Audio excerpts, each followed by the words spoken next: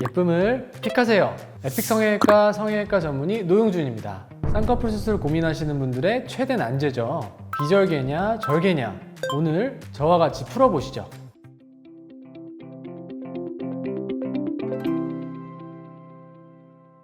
먼저 개념부터 확실히 정리하고 갈게요. 쌍꺼풀 수술이란 눈꺼풀 피부와 눈 안쪽에 있는 건판이라는 조직을 유착을 시켜주는 수술이에요. 절개 쌍꺼풀이란 디자인된 라인을 따라서 절개를 하고 남는 피부, 근육, 그리고 지방층을 적절히 제거하고 피부의 진피와 근육을 건판과 서로 봉합해서 쌍꺼풀을 만들어주는 방법입니다. 비절개 쌍꺼풀은 눈에 띄지 않는 아주 작은 슬릿을 만든 다음에 실을 통과시켜서 쌍꺼풀 라인을 만들고 자연적으로 유착을 만들어주는 수술입니다. 절개가 필요하신 분들은 눈두덩이가 두툼한 분, 또는 피부가 좀 많이 늘어져 있으신 분, 그리고 눈 뜨는 근육이 약한 안검 하수가 있으신 분들, 이런 분들이 좀 필요합니다.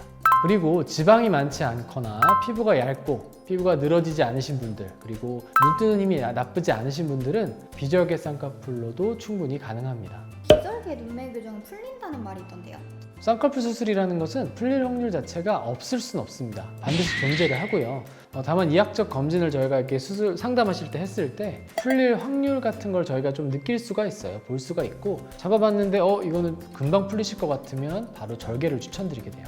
더 자세한 수술 방법이 궁금한 분들은 여기 일전에 제가 영상을 찍어둔 게 있어요. 그래서 한번 확인해 보시길 바랄게요. 수술할 때 쓰는 수술 도구까지 정리해 뒀으니까요, 많은 궁금증이 해소되실 거예요.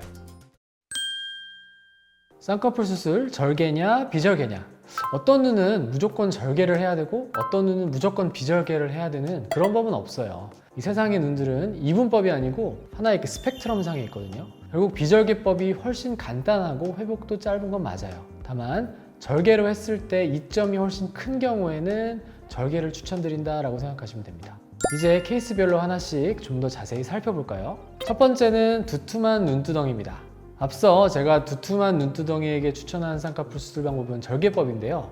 그런데 모든 두툼한 눈두덩이는 무조건 절개법을 하는 걸까요? 꼭 그렇지는 않습니다. 눈두덩이가 두툼해도 비절개가 가능한 눈도 있어요.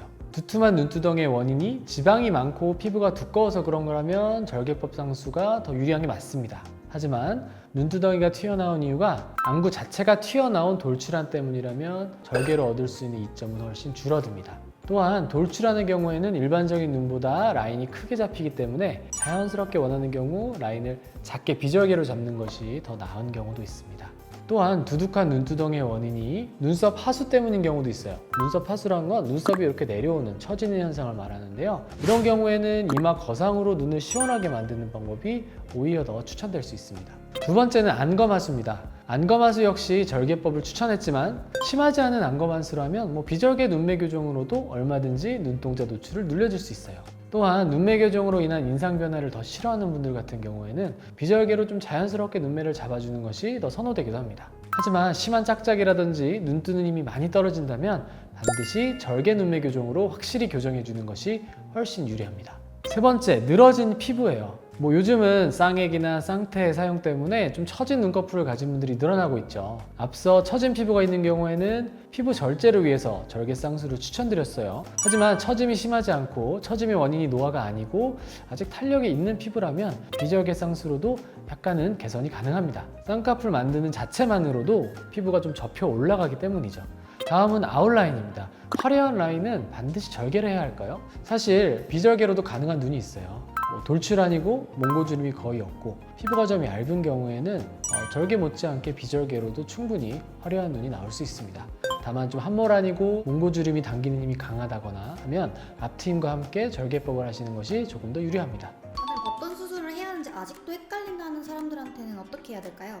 가장 간단히 좀 본인이 평가하실 수 있는 방법은요, 이쑤시개나 이게 좀 뾰족한 걸로 쌍꺼풀 라인을 이렇게 만들어 보세요. 본인이 마음에 드는 라인 좀 잘 생기고 바로 없어지지 않는다면 대부분 메모리 좀 가능한 눈이라고 생각하셔도 되고요. 그렇지 않다면 절개 쪽을 조금 더 고려해 보셔야 합니다. 하지만 가장 확실한 방법은 전문의에게 상담을 한번 받아보시는 거예요.